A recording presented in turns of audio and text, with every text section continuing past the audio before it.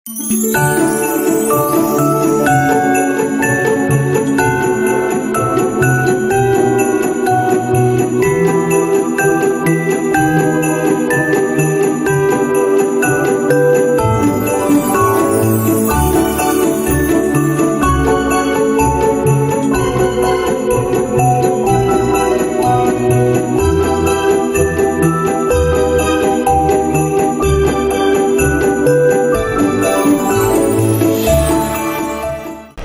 ಮಕ್ಕಳೇ, ಹೇಗಿದ್ದೀರಿ? ಚೆನ್ನಾಗಿದ್ದೀರಲ್ಲ? ಈಗ ನಾವು ಯಾವ ತಿಂಗಳಲ್ಲಿ ಕಾಲಿಟ್ಟಿದ್ದೇವೆ? ಈ ವರ್ಷದ ಕೊನೆ ತಿಂಗಳು ಯಾವುದದು? ಡಿಸೆಂಬರ್ ತಿಂಗಳು. ಏನು ವಿಶೇಷ ಈ ತಿಂಗಳಲ್ಲಿ? ಕ್ರಿಸ್ಮಸ್ ಹಬ್ಬ. ಕ್ರಿಸ್ಮಸ್ ಹಬ್ಬದ ಏನು ವಿಶೇಷ? ಏನು ಸಿಗುತ್ತದೆ ನಿಮಗೆ? ಗಿಫ್ಟ್ ಸಿಗುತ್ತದೆ. ಸ್ಯಾಂಟಾ ಕ್ಲಾಸ್ ಬರ್ತಾನೆ. ಕ್ರಿಸ್ಮಸ್ ಟ್ರೀ ಅರೇಂಜ್ ಮಾಡ್ತೀರಾ, ಹೊಸ ಬಟ್ಟೆ ತಗೊಳ್ತೀರಾ, ತಿಂಡಿ ತಿನಿಸು ತಿಂತೀರಾ, ಮತ್ತೆ ಬಿರಿಯಾನಿ ತಿಂತೀರಾ ಅಲ್ಲ? Very good. ಯಾಕೆ ಇದೆಲ್ಲ ಸಂಭ್ರಮ ಈ ತಿಂಗಳಲ್ಲಿ?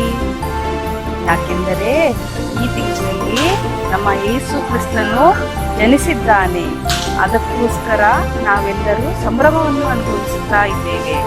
ಸೊ ಈ ಸಂಭ್ರಮದ ವಿಷಯದಲ್ಲಿ ಕೆಲವು ವಿಷಯಗಳನ್ನು ನಾವು ತಿಳ್ಕೊಳ್ಳೋಣ. ಓಕೆ, ಕೆಲವು ವಿಷಯಗಳನ್ನು ತಿಳ್ಕೊಳ್ಳೋಕ್ಕಿಂತ ಮುಂಚೆ ನಾವು ಒಂದು ಚಿಕ್ಕ ಪ್ರಾರ್ಥನೆಯನ್ನು ಮಾಡೋಣ. ಎಲ್ಲರೂ ಕಣ್ಣು ಮುಚ್ಚಿರಿ.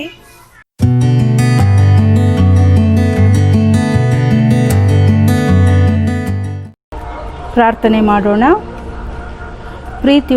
ಪ್ರೀತಿಯಲ್ಲಿ ಐಶ್ವರ್ಯವುಳ್ಳನಾದ ತಂದೆಯೇ, ಸ್ವಾಮಿ, ಈ ಸಮಯದಲ್ಲಿ ನೀನು ನಮ್ಮೆಲ್ಲರನ್ನು, ವಿಶೇಷವಾಗಿ ಚಿಕ್ಕ ಮಕ್ಕಳು, ಶಿಕ್ಷಕರು ಮತ್ತು ಹಿರಿಯರೊಟ್ಟಿಗೆ ನಿನ್ನ ವಾಕ್ಯವನ್ನು ಮತ್ತು ನಿನ್ನ ಜನನವನ್ನು ಧ್ಯಾನಿಸುವಂಥ ಸಮಯವನ್ನು ದಯಪಾಲಿಸಿದ್ದಕ್ಕಾಗಿ ಸ್ತೋತ್ರ ಸಲ್ಲಿಸುತ್ತೇವೆ.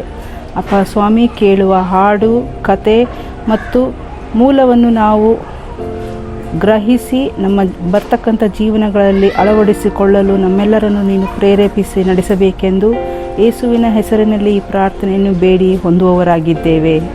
ಆಮೇನ್. ಮಕ್ಕಳೇ, ಈಗ ನಾವು ಒಂದು ಸುಂದರವಾದ ಕ್ರಿಸ್ಮಸ್ ಗೀತೆಯನ್ನು ಆಲಿಸೋಣ. ಇದನ್ನು ದಿನಾಲೂ ನೀವು ಮನೆಯಲ್ಲಿ ಕಲಿಯಬೇಕು. ಓಕೆನಾ?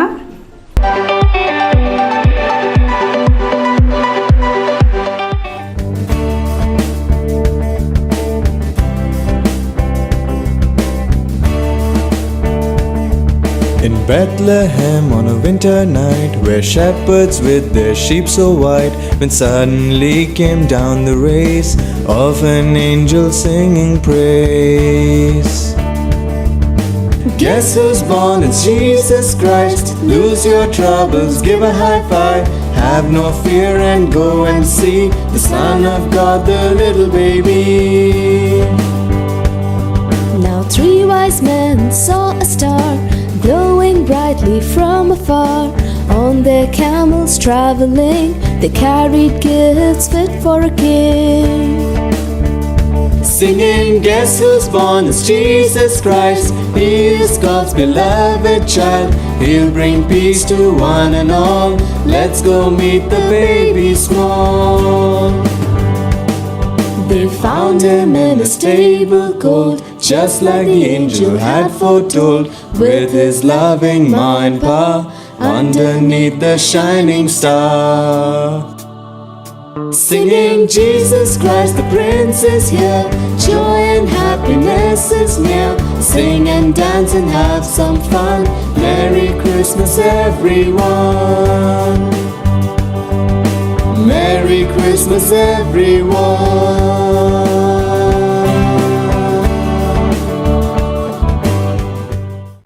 ಓಕೆ ಮಕ್ಕಳೇ, ಸುಂದರವಾದ ಹಾಡು. ಈಗ ನಾವು ದೇವರ ವಾಕ್ಯವನ್ನು ಪವಿತ್ರ ಗ್ರಂಥದಿಂದ ಆಲಿಸೋಣ. ನಮ್ಮ ಮಧ್ಯದಲ್ಲಿ ಯೆಶಾಯನಾದ ಪ್ರವಾದಿಯೂ ಇದ್ದಾರೆ. ಅವರು ನುಡಿದ ಪ್ರವಾದನೆಯನ್ನು ಅವರಿಂದಲೇ ಆಲಿಸೋಣ.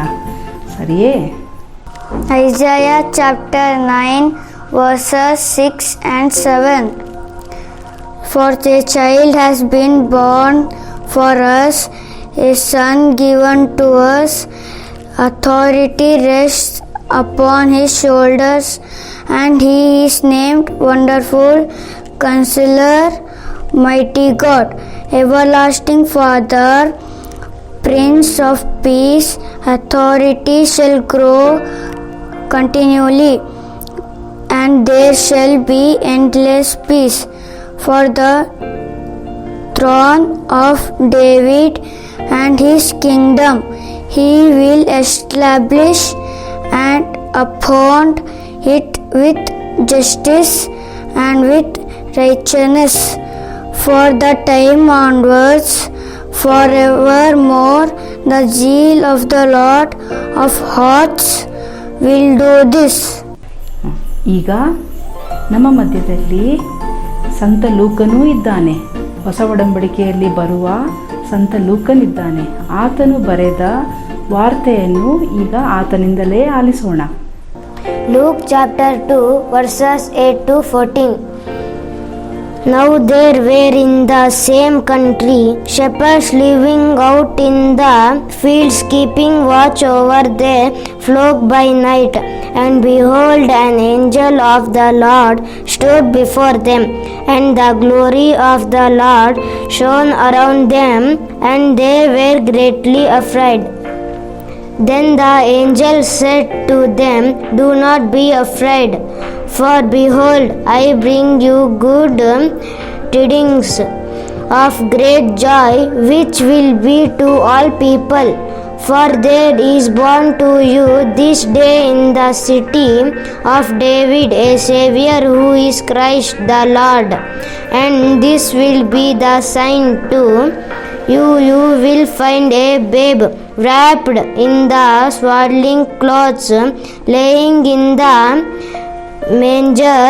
And suddenly there was with the angel multitude of the heavenly host, praising God and saying, "Glory to God in the highest, and on earth peace, goodwill toward men."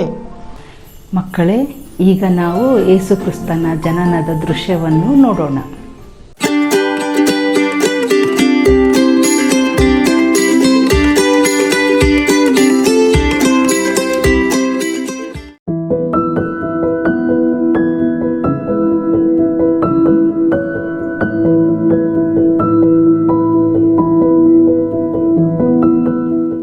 ಆದಿಯಲ್ಲಿ ದೇವರು ಆಕಾಶವನ್ನು ಭೂಮಿಯನ್ನು ಅದರಲ್ಲಿರುವುದೆಲ್ಲವನ್ನೂ ಉಂಟು ಮಾಡುವುದಕ್ಕೆ ಮುಂಚೆ ಆತನ ರಕ್ಷಣೆಯ ಯೋಜನೆಯು ಯೇಸುವನ್ನು ಈ ಲೋಕಕ್ಕೆ ರಕ್ಷಕನಾಗಿ ಕಳಿಸುವುದಾಗಿತ್ತು. ದೇವರು ಇಬ್ಬರು ವಿಶೇಷ ವ್ಯಕ್ತಿಗಳನ್ನು ಯೇಸುವಿನ ಕುಟುಂಬಕ್ಕಾಗಿ ಆಯ್ಕೆ ಮಾಡಿದನು. ಯಾರೆಂದರೆ ಮರಿಯಳು ಯೇಸುವಿನ ತಾಯಿಯಾಗಿ ಹಾಗೂ ಯೋಸೇಫನು ಮರಿಯಳ ಪತಿ.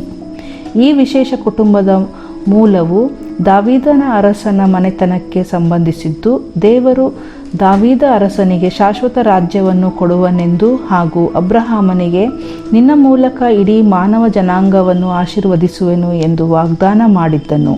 ಆದರೆ ಮರಿಯಳು ನಿಶ್ಚಿತಾರ್ಥವಾಗಿದ್ದ ಯೋಸೇಫನನ್ನು ಮದುವೆಯಾಗುವುದಕ್ಕಿಂತ ಮುಂಚೆ ದೇವದೂತನು ಮರಿಯಳ ಬಳಿಗೆ ಬಂದು ಒಂದು ಆಶ್ಚರ್ಯಕರ ಸಂಗತಿಯನ್ನು ತಿಳಿಸಿದನು. ಅದೇನೆಂದರೆ, ದೇವರು ಮರಿಯಳನ್ನು ಯೇಸುವಿನ ತಾಯಿಯಾಗಲಿಕ್ಕೆ ಆಯ್ಕೆ ಮಾಡಿದ್ದಾನೆ ಮತ್ತು ಆಕೆಯು ಪವಿತ್ರಾತ್ಮನಿಂದ ಗರ್ಭವತಿಯಾಗುವಳೆಂದು. ಯೋಸೇಫನಿಗೆ ಈ ಸಂಗತಿ ತಿಳಿದಾಗ ಆತನು ಗಲಿಬಿಲಿಗೊಂಡು ದುಃಖಭರಿತನಾದನು ಮತ್ತು ಮರಿಯಳ ಜೊತೆ ಆಗಿದ್ದ ನಿಶ್ಚಿತಾರ್ಥವನ್ನು ಮುರಿಯಬೇಕೆಂದಿದ್ದನು.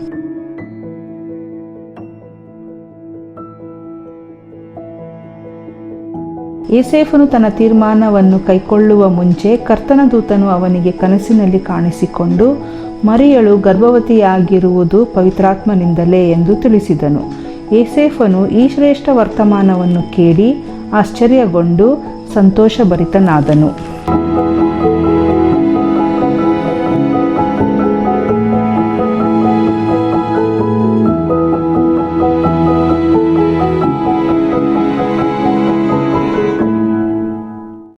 ಇಸ್ರಾಯೇಲರ ಮೇಲೆ ಆಳುತ್ತಿದ್ದ ರೋಮ್ ಸರ್ಕಾರದವರು ತಮ್ಮ ದೇಶದಲ್ಲಿದ್ದ ಪ್ರತಿಯೊಬ್ಬರೂ ಜನಗಣತಿಗೆ ಒಳಪಡಬೇಕೆಂಬ ರಾಜಾಜ್ಞೆ ಹೊರಡಿಸಿದರು. ಈ ಕಾರಣಕ್ಕಾಗಿ ಯೋಸೇಫನು ಮತ್ತು ಗರ್ಭವತಿಯಾಗಿದ್ದ ಮರಿಯಳು ತಾವಿದ್ದ ನಜರೇತಿನಿಂದ ಬೆತ್ಲೆಹೇಮಿಗೆ, ಅಂದರೆ ಬಹಳ ದೂರದ ಪ್ರದೇಶಕ್ಕೆ ಪ್ರಯಾಣಿಸಿದರು.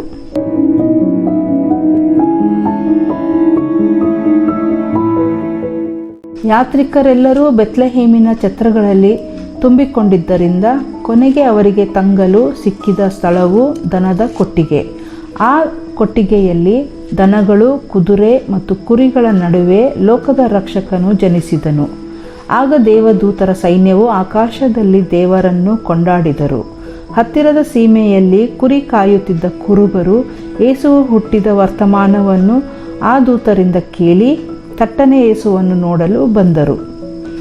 ಯೇಸು ಹುಟ್ಟಿದ ರಾತ್ರಿ ಮೂಡಣ ದೇಶದಲ್ಲಿ ಒಂದು ನಕ್ಷತ್ರವು ಕಂಡುಬಂದಿತು. ಇದು ಜೋಯಿಸರು ಎಂದು ಕರೆಯಲ್ಪಡುವ ಪಂಡಿತರ ಗಮನಕ್ಕೆ ಸೆಳೆಯಿತು.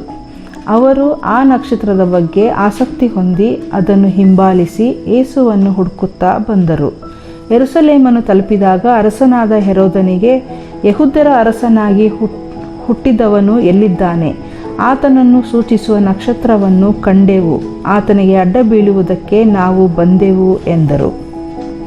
ದುಷ್ಟನಾದ ಹೆರೋದನು ಈ ಸಂಗತಿಯನ್ನು ಕೇಳಿ ತನ್ನ ರಾಜ ಪದವಿಯನ್ನು ಕಸಿದುಕೊಳ್ಳುವ ಇನ್ನೊಬ್ಬ ಅರಸನು ಹುಟ್ಟಿದ್ದಾನೆ ಎಂಬ ಸುದ್ದಿ ಕೇಳಿ ಜೋಯಿಸರಿಗೆ, ನೀವು ನಿಮ್ಮ ಜ್ಞಾನದ ಮೂಲಕ ಆ ಅರಸನನ್ನು ಕಂಡುಕೊಂಡು ನನಗೆ ಸಹ ತಿಳಿಸಿರಿ, ನಾನು ಬಂದು ಆತನಿಗೆ ಅಡ್ಡ ಬೀಳುವೆನು ಎಂದು ಹೇಳಿದನು.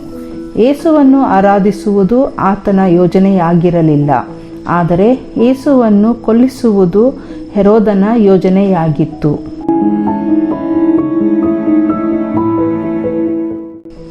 ಗೋದಲಿಯ ಮೇಲೆ ನಕ್ಷತ್ರವು ನಿಂತಾಗ ಅವರು ಒಳಕ್ಕೆ ಪ್ರವೇಶಿಸಿ ಯೇಸುವನ್ನು ಆರಾಧಿಸಿದರು.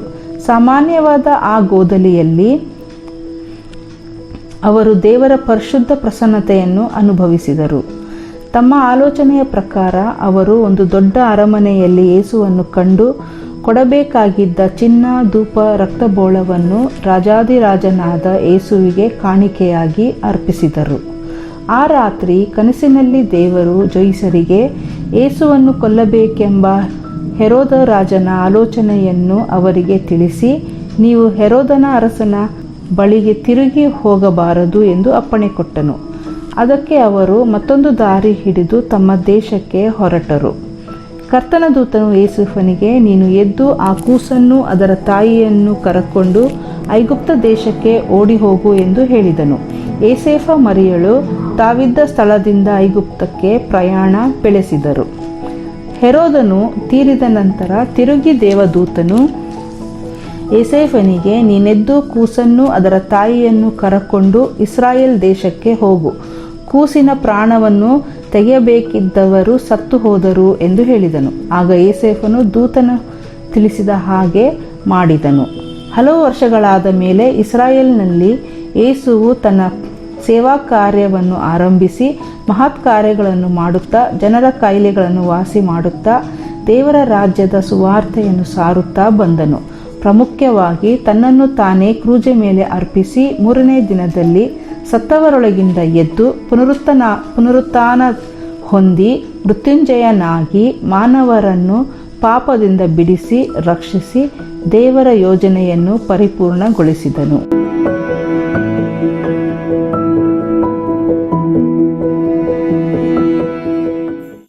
ಕಥೆಯನ್ನು ಕೇಳಿದಿರಲ್ಲ, ಎಷ್ಟು ಸುಂದರವಾಗಿ ಇದೆ ಅಲ್ಲ. ಎಂಥ ಚಳಿಯಲ್ಲಿ, ಕತ್ತಲಲ್ಲಿ ನಮ್ಮ ಯೇಸು ಸ್ವಾಮಿ ಜನಿಸಿದ್ದಾನೆ, ಹೌದಲ್ಲ? ನಮ್ಮ ಯೇಸು ಸ್ವಾಮಿ ಏಕೆ ಜನಿಸಿದ್ದಾರೆ? ನಮ್ಮ ಪಾಪಗಳನ್ನು ನಿವಾರಿಸುವುದಕ್ಕೋಸ್ಕರ ಜನಿಸಿದ್ದಾನೆ. ಮತ್ತು ನಮ್ಮ ಯೇಸು ಸ್ವಾಮಿ ನಮಗೋಸ್ಕರ ತನ್ನ ಪ್ರಾಣವನ್ನು ಶಿಲುಬೆಯ ಮೇಲೆ ಕೊಟ್ಟಿದ್ದಾನೆ. ಮತ್ತು ಅಷ್ಟು ಮಾತ್ರವಲ್ಲದೆ 3ನೇ ದಿನದಲ್ಲಿ ಸತ್ತವರೊಳಗಿಂದ ಎದ್ದು ಪರಲೋಕಕ್ಕೆ ಏರಿ ಹೋಗಿ ತನ್ನ ತಂದೆಯಾದ ದೇವರ ಸನ್ನಿಧಾನವನ್ನು ಆವರಿಸಿದ್ದಾನೆ. ಮತ್ತು ಮಕ್ಕಳೇ, ಯೇಸು ಸ್ವಾಮಿ ಇಲ್ಲಿ ಭೂಲೋಕದಲ್ಲಿ ಜನಿಸಿದಾಗ ಏನೆಲ್ಲ ಮಾಡಿದನು ಎಂದು ನಾವು ಸ್ವಲ್ಪ ಗಮನ ಹರಿಸೋಣ. ಆತನು ಚಿಕ್ಕ ಮಗನಾಗಿರುವಾಗ ತಂದೆ ತಾಯಿಗಳಿಗೆ ವಿಧೇಯತ್ವದ ಮಗನಾಗಿದ್ದನು. ಮತ್ತು ಬೆಳೆದು ಯವನಸ್ಥನಾಗಿದ್ದಾಗ ತನ್ನನ್ನು ತಾನು ದೇವರ ಸೇವೆಗೋಸ್ಕರ ಅರ್ಪಿಸಿಕೊಂಡನು. ಅಷ್ಟು ಮಾತ್ರವಲ್ಲದೆ ಮತ್ತು ತಾನು ತನ್ನ ತಂದೆಯೊಟ್ಟಿಗೆ ಸೇರಿದ ನಂತರ ಲೋಕದ ಕಟ್ಟ ಕಡೆಗಳಲ್ಲಿ ತನ್ನ ಸುವಾರ್ತೆಯು ಎಲ್ಲ ಜನರಿಗೆ ಸಾರಲ್ಪಡಬೇಕೆಂದು ತನ್ನ 12 ಮಂದಿ ಶಿಷ್ಯರನ್ನು ಆರಿಸಿಕೊಂಡು ಅವರನ್ನು ತರಬೇತಿಗೊಳಿಸಿದನು. ಹೀಗೆ ಸ್ವಾಮಿ ಮತ್ತು ಅನೇಕ ಕಷ್ಟದಲ್ಲಿರ್ತಕ್ಕಂಥ ಜನರಿಗೆ ಸಹಾಯವನ್ನು ಮತ್ತು ಪರಿಹಾರಗಳನ್ನು ನೀಡಿದನು. ಈಗ ನಾವು ಇಂಥ ಕ್ರಿಸ್ತನನ್ನು ಹಿಂಬಾಲಿಸುವಾಗ ನಾವು ಮಾಡಬೇಕಾದ ದೃಶ್ಯಗಳು ಏನು, ನಾವು ಮಾಡಬೇಕಾಗಿರ್ತಕ್ಕಂಥ ಕೆಲಸಗಳೇನು? ಓಕೆ, ಈ ಕೆಲಸಗಳನ್ನು ನಾನು ನಿಮಗೆ ಚೊಕ್ತವಾಗಿ ಹೇಳುತ್ತೇನೆ. ಅವೇನೆಂದರೆ, ನೀವು ನಿಮ್ಮ ಮನೆಗಳಲ್ಲಿ ನಿಮಗೆ ಸಹಾಯ ಮಾಡಲು ಬರುವ ಜನರ ಪಟ್ಟಿಯನ್ನು ಮಾಡಿರಿ ಮತ್ತು ಅದರೊಟ್ಟಿಗೆ ನಿಮಗೆ ಬಹಳ ಇಷ್ಟವಾದ ವಸ್ತುಗಳ ಪಟ್ಟಿಯನ್ನು ಕೂಡ ಮಾಡಿರಿ. ಆ ವಸ್ತುಗಳಲ್ಲಿ ಅತಿ ಉನ್ನತವಾದ ವಸ್ತುವನ್ನು ನೀವು ನಿಮಗೆ ಸಹಾಯ ಮಾಡುವ ಜನರಿಗೆ ನೀವು ಕೊಡಬೇಕು. ಯಾಕೆಂದರೆ ದೇವರು ತನಗಿದ್ದ ಒಬ್ಬನೇ ಮಗನನ್ನು ನಮಗೋಸ್ಕರ ಲೋಕದಲ್ಲಿ ಕಳಿಸಿ ನಮ್ಮ ಪಾಪಗಳನ್ನು ನಿವಾರಣೆ ಮಾಡಿರುವಾಗ ನಮ್ಮ ಕಷ್ಟಕ್ಕೆ ಸ್ಪಂದಿಸಿ ನಮಗೆ ಸಹಾಯ ಮಾಡುವ ಜನರಿಗೆ ನಮಗೆ ಇಷ್ಟವಾದ ಉಡುಗೊರೆ ಕೊಡುವುದು ನಮ್ಮ ಧರ್ಮವಲ್ಲವೇ? ಆದುದರಿಂದ ಈ ಕ್ರಿಸ್ಮಸ್ ಹಬ್ಬದಲ್ಲಿ ಕ್ರಿಸ್ಮಸ್ ಸಂದೇಶವೇನೆಂದರೆ, ನಾವು ನಮಗೆ ಸಹಾಯ ಮಾಡುವ ಜನರಿಗೆ ನಮಗೆ ಇಷ್ಟವಾದ ಉಡುಗೊರೆಯನ್ನು ನಾವು ಕೊಡುವುದು. ಹೀಗೆ ಮಾಡುವುದರಿಂದ ನಮಗೋಸ್ಕರ ಜನಿಸಿದ ಯೇಸು ಕ್ರಿಸ್ತನಿಗೆ ಬಹಳ ಸಂತೋಷ ಉಂಟಾಗುತ್ತದೆ. ಯೇಸು ಕ್ರಿಸ್ತನಿಗೆ ಸಂತೋಷ ಉಂಟಾದರೆ ಯೇಸು ಕ್ರಿಸ್ತನನ್ನು ನಮಗೋಸ್ಕರ ಕಳಿಸಿದ ತಂದೆಗೂ ಇಷ್ಟವಾಗುತ್ತದೆ. ಹೀಗೆ ಮಕ್ಕಳೇ, ಈ ಚಟುವಟಿಕೆಯನ್ನು ನೀವು ತಪ್ಪದೇ ಮಾಡಬೇಕೆಂದು ನಿಮಗೆ ಕೇಳಿಕೊಳ್ಳುತ್ತೇನೆ. ಮತ್ತು ನೀವು ಮಾಡಿರುವುದು ನಮ್ಮ ಸಂಡೇ ಸ್ಕೂಲ್ ಮಕ್ಕಳಿಗೆ ಮತ್ತು ಟೀಚರ್ಸಿಗೆ ಗೊತ್ತಾಗಬೇಕಾದರೆ ನೀವು ನಿಮ್ಮ ಉಡುಗೊರೆಯನ್ನು ನಿಮಗೆ ಸಹಾಯ ಮಾಡಿದವರಿಗೆ ನೀವು ತಲುಪಿಸುವಾಗ ಅದರ ಒಂದು ಫೋಟೋವನ್ನು ಅಥವಾ ಭಾವಚಿತ್ರವನ್ನು ತೆಗೆದುಕೊಂಡು ಸಂಡೇ ಸ್ಕೂಲ್ ಗ್ರೂಪ್ನಲ್ಲಿ ಇರ್ತಕ್ಕಂಥ ವಾಟ್ಸ್ಯಾಪಿಗೆ ನೀವು ಪೋಸ್ಟ್ ಮಾಡಬೇಕು. ಇದರಿಂದ ನಿಮ್ಮ ಟೀಚರ್ಸಿಗೆ ಕೂಡ ಸಂತೋಷ ಆಗುತ್ತೆ ಮತ್ತು ನಿಮ್ಮ ತಂದೆ ತಾಯಿಗಳಿಗೆ ಕೂಡ ಸಂತೋಷವಾಗುತ್ತೆ. ಹೀಗೆ ಮಾಡುತ್ತೀರಲ್ಲ? Very good. All the best children.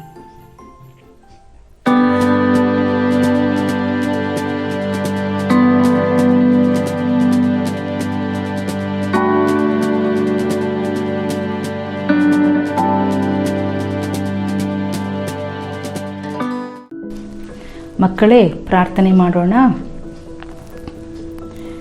ಪ್ರೀತಿಯಲ್ಲಿ ಕನಿಕರವುಳ್ಳ ತಂದೆಯಾದ ದೇವರೇ, ಅಪ್ಪ, ನೀನು ಕೊಟ್ಟಿರ್ತಕ್ಕಂಥ ಈ ಅದ್ಭುತ ಸಮಯಕ್ಕೋಸ್ಕರ ಸ್ತೋತ್ರ ಸಲ್ಲಿಸುತ್ತೇವೆ. ತಂದೆಯೇ, ನೀನು ನಮಗೋಸ್ಕರ ನಿನ್ನ ಮಗನನ್ನು ಕಳಿಸಿದ್ದಕ್ಕಾಗಿ ಸ್ತೋತ್ರ ಸಲ್ಲಿಸುತ್ತೇವೆ. ಅಪ್ಪ ಸ್ವಾಮಿ, ನೀನು ಮಗನ ಮೂಲಕ ಸಾರಿದ ಸುವಾರ್ತೆ ಮತ್ತು ಪ್ರೀತಿಯ ಒಂದು ಕೊಡುಗೆಗೋಸ್ಕರ ನಿನ್ನಲ್ಲಿ ಮತ್ತೊಂದು ಆವೃತ್ತಿ ವಂದನೆಯನ್ನು ಸಲ್ಲಿಸುತ್ತೇವೆ. ತಂದೆ, ನೀನು ಕಳಿಸತಕ್ಕಂಥ ಮಗನನ್ನು ನಾವು ಹಿಂಬಾಲಿಸಿ ಆತನ ಕಾರ್ಯಗಳನ್ನು ನಮ್ಮ ಜೀವಿತದಲ್ಲಿ ಅಳವಡಿಸಿ ನಡೆಯಲು ನೀನು ಸಹಾಯವನ್ನು ನೀಡಬೇಕೆಂದು ಬೇಡುತ್ತೇವೆ. ಮತ್ತೊಂದಾವರ್ತಿ ಸಂಡೇ ಸ್ಕೂಲ್ ಸಂಘದವರಿಗೆ ಮತ್ತು ನಮ್ಮ ಸಭೆಯ ಸಭಾಪಾಲಕರು ಮತ್ತು ಎಲ್ಲರಿಗೋಸ್ಕರ ವಂದನೆಯನ್ನು ಸಲ್ಲಿಸುತ್ತಾ ಈ ಪ್ರಾರ್ಥನೆಯನ್ನು ಯೇಸುವಿನ ನಾಮದಲ್ಲಿ ಹೊಂದುವವರಾಗಿದ್ದೇವೆ. ಆಮೆನ್. ಮಕ್ಕಳೇ, ಈಗ ನಮ್ಮ ಪಾಠ ಮುಗಿಯಿತಲ್ಲ. ಮುಂದಿನ ವಾರ ಮತ್ತೊಂದು ಶಿಕ್ಷಕರೊಂದಿಗೆ ಮತ್ತೊಂದು ಪಾಠವನ್ನು ಕಲಿಯಲು ನೀವು ಸಿದ್ಧವಾಗಬೇಕು ಮತ್ತು ಚಟುವಟಿಕೆಯನ್ನು ಮಾಡಲು ಕೂಡ ನೀವು ಸಿದ್ಧವಾಗಬೇಕು. ಮುಂದಿನ ವಾರ ಮತ್ತೊಂದು ಆವೃತ್ತಿ ಎಲ್ಲರನ್ನೂ ನೋಡೋಣ. ಬಾಯ್.